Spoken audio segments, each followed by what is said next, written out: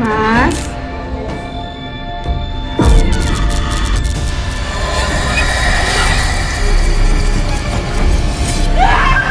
Bang Onigi wes dikutuk. 20 tahun saya bekerja di sini, baru sekarang saya merasakan cuaca seperti ini, Nora. Saya sudah melihat hal aneh semenjak kita balik lagi ke rumah ini, Ra. Ya tapi di sini tidak ada yang aneh-aneh seperti yang kamu pikir.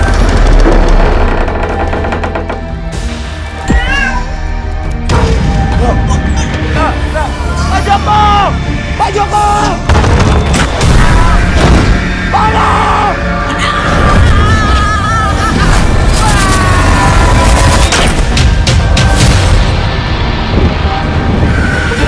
Selamat datang, Yusuf! Sultan!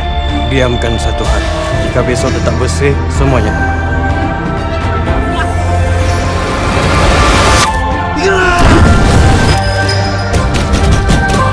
Pergi dari sini.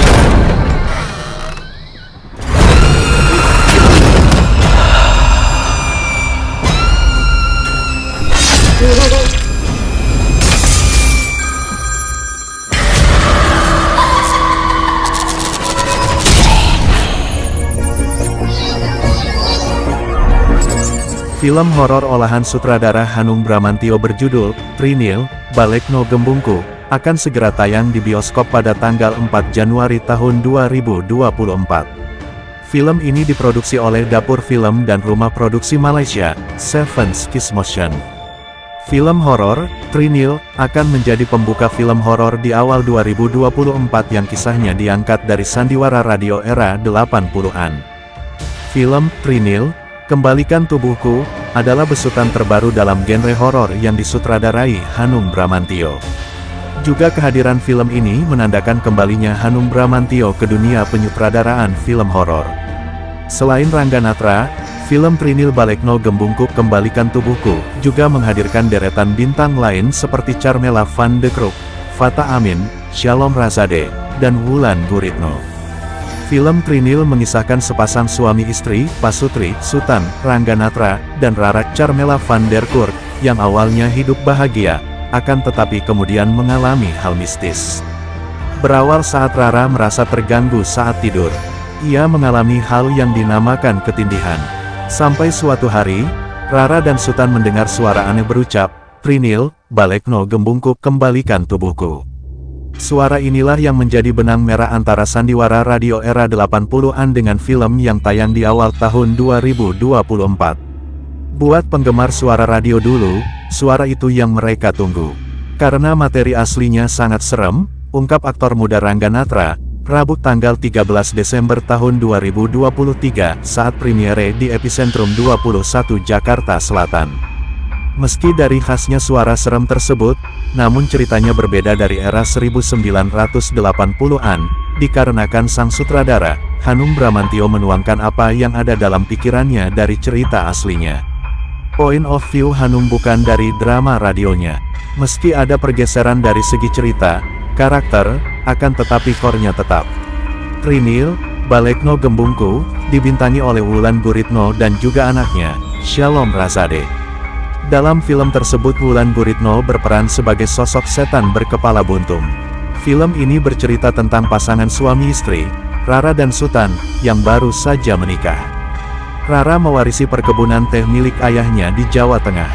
Rara merupakan pewaris sebuah kebun teh yang luas milik ayahnya yang berdarah Belanda, William Sounder, suatu malam merasa ketindihan saat tidur. Sutan menyadari ada yang tidak beres, lantas dirinya meminta bantuan teman sekolahnya dari Penang, Malaysia.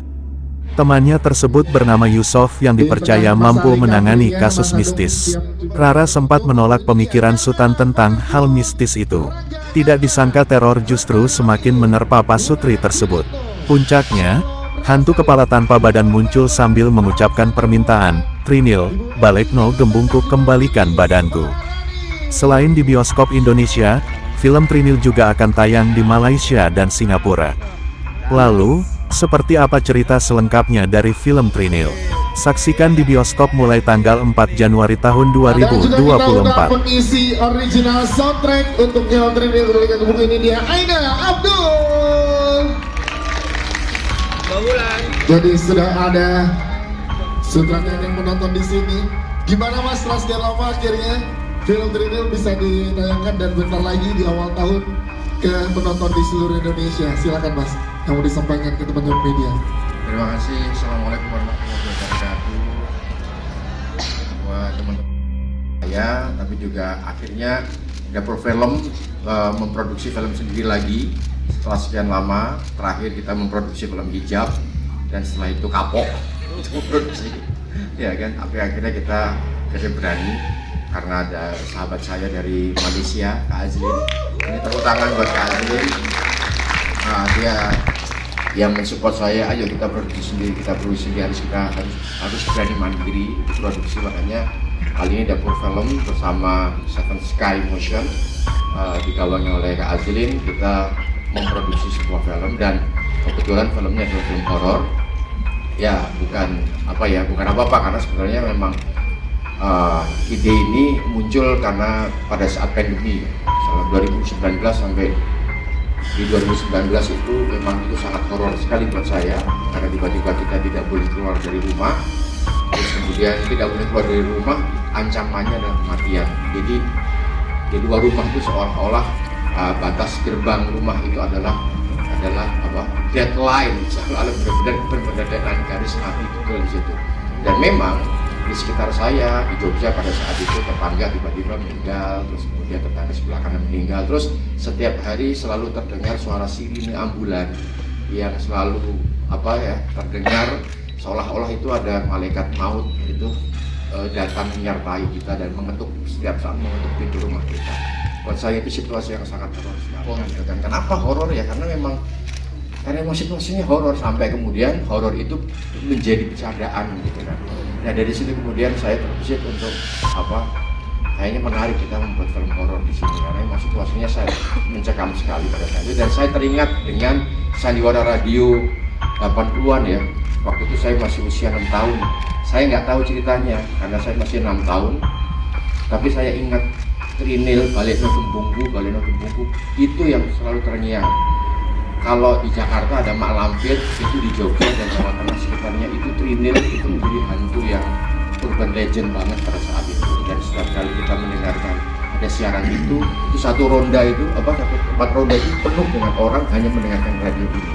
Jadi itu yang kemudian terbesit. Akhirnya kemudian dua orang di belakang saya ini, Mas Agung sama Mas Aji, ini yang sangat berjasa sekali buat kami karena beliau yang mempertemukan Trinil sandiwara radio ini kepada saya, kepada Kak Azlin. Dan pada waktu itu saya nyari di mana sandiwara radionya, di mana sekarang ada nggak? Saya kepengen mendengarkan dari jilid pertama sampai jilid terakhir. Karena memang saya pada saat itu nggak tahu ceritanya, ternyata nggak ada. Sudah kita cari, sudah kita telusuri, nggak ada, hanya ada skenarionya saja. Dan skenario itu sudah cukup rapuh gitu kan. Sehingga ketika kita membacanya takut itu malah sobek akhirnya. Jadi itu menjadi artefak dari penulisnya Mas Bagus ya. Bagus, bagus gitu kan.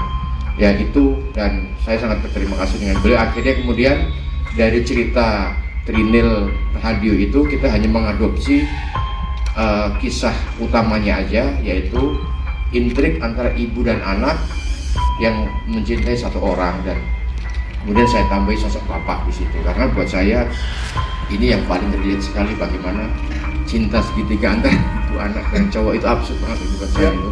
Tapi ternyata itu ternyata saya baru sadar bahwa itu ternyata Trinil ternyata bercerita tentang itu. Di tahun 80-an itu bercerita tentang itu. Dan sekarang kita banyak sekali menemui bagaimana antara menantu sama itu rebutan pacar, kemudian antara ibu sama anak rebutan menantu. Itu hal yang buat saya kok sangat relate banget di sekarang. Makanya itu yang kemudian saya adopsi. Dan kita tidak mau bersama studio besar yang lain. Kita kepingin ini sendiri karena saya kepengen jujur pada diri saya sendiri bahwa horor itu memang pengalaman saya pribadi. Bagaimana kematian, bagaimana sesuatu di luar jendela, di luar pintu, itu tuh sangat menteror kita semuanya. Itu pada saat itu saya merasa. Horor ini gak main-main, langsung ajak juga seorang Wulan Guritno ada di sini gitu. Jadi aktor sentral di sini. Ini gimana Mbak Wulan? Boleh dong ceritain ke teman-teman media? Ya, waktu itu suatu hari ditelepon sama Mas Hadung ya, sudah gitu diceritakan, Mas Mas Hanung ini pertama kali proyek aku sama Mas Hanung, ya kan? Mas Hanung ini pertama kali ngajak aku jadi setan, aku bilang gitu. Ya, tapi it's a challenge for me too because of di sini kan diceritakan dari hidup sampai mati sampai gentayangan tersebut kan. Yeah. Nah, aku tuh kesulitan gimana ya, ini kan belum pernah mati ya. Kalau misalnya kita memerankan banyak peran sebagai manusia kan, macan itu seperti macan dibangunin, rasa-rasa itu ada, tokoh-tokoh itu kan sebenarnya ada di diri kita semua yang bisa kita bangunkan gitu. Nah, tapi jadi setan gimana gitu kan? Sorot matanya pasti berbeda, pasti segala macam. Tapi dan again Mas Hanung tuh very hands on. Aku belum bisa share proses syuting, nanti kalau udah tayang baru. Pas aku adegan-adegan gentayangan lah ya jadi setan itu, Mas Hanung iniin rambutnya, terus very detail in, nggak cuman actingnya itself, tapi semua detail lah gitu. Maunya rambutnya terbangnya ke sini, harus ke sini. Ada videonya loh, bukti. Ada ya. Rambutnya harus begini gitu.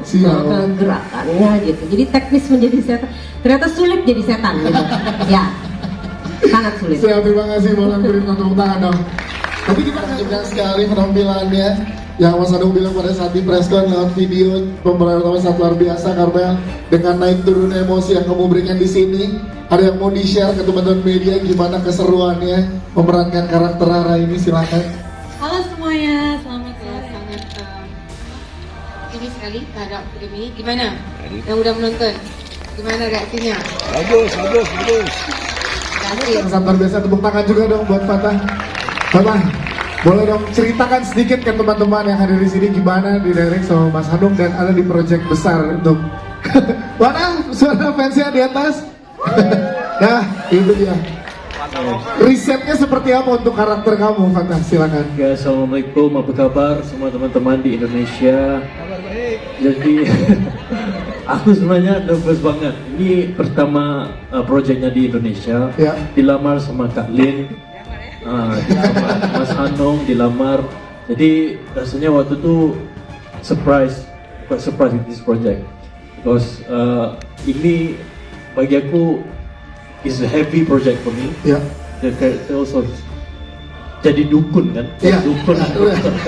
Jadi aku jadi pusing, nggak mau jadi dokter atau mau jadi dukun. Jadi di tengah-tengah. Dan kunci dari sebuah film di industri adalah data. Itu, jadi kunci dari sebuah film industri adalah data. Sayangnya, data menunjukkan bahwa genre yang paling populer di seluruh dunia adalah horror dan action. Action itu thriller, horror itu termasuk thriller, action itu termasuk superhero dan sebagainya. Pokoknya yang jelas action itu adalah yang paling. Dan di Indonesia itu seperti itu.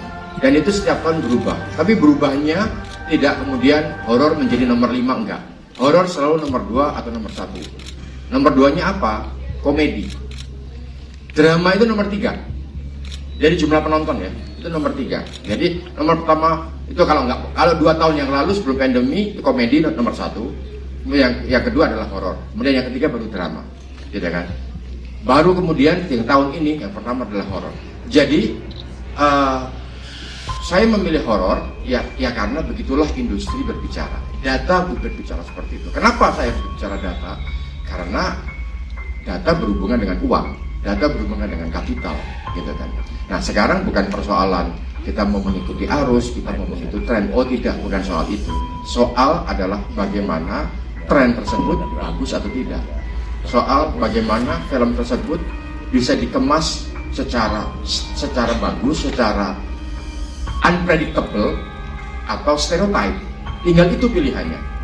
Nah, saya lebih memilih bahwa saya akan menyajikan sebuah sajian yang unpredictable, gitu kan. Ketika ini kesulitan saya ketika saya diminta untuk membuat sinopsis buat teman-teman semuanya. Karena saya akan memberikan sesuatu yang berbeda dan ketika saya ungkapkan perbedaan itu kan spoiler.